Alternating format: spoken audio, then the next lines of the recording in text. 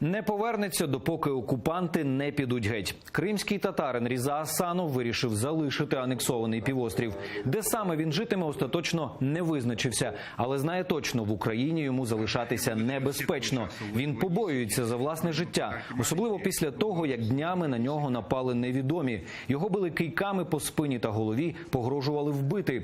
Від ударів чоловік знепритомнів, у лікарні йому діагностували забій плеча і струс головного мозку. Сьогодні в ексклюзивному інтерв'ю він повідомив, що подав заяву до Кримської прокуратури у столиці і повторно зняв побої. Ми отримали інформацію про те, що почалася дослідственна перевірка моя по 276 статті, це шпіонаж. Я понял, что меня закроют лет на 20, но я принял решение выехать. Но это самое, наверное, тяжелое решение. Я начал осознавать, что домой-то я не вернусь.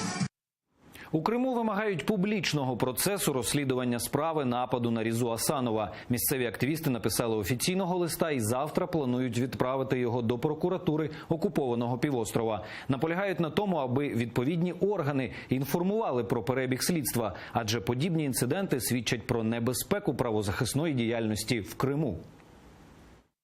Просим рассмотреть наше коллективное обращение о факте нападения на Ризу Асанова. Второе. О ходе и результатах расследования сообщить на имя участника движения «Свободный Крым» Ибраимова Эмине Халиловны. Какой будет ответ, это уже другое дело, но ответ какой-то будет. Могли и убить, уже просто пошел беспредел, вот в чем дело.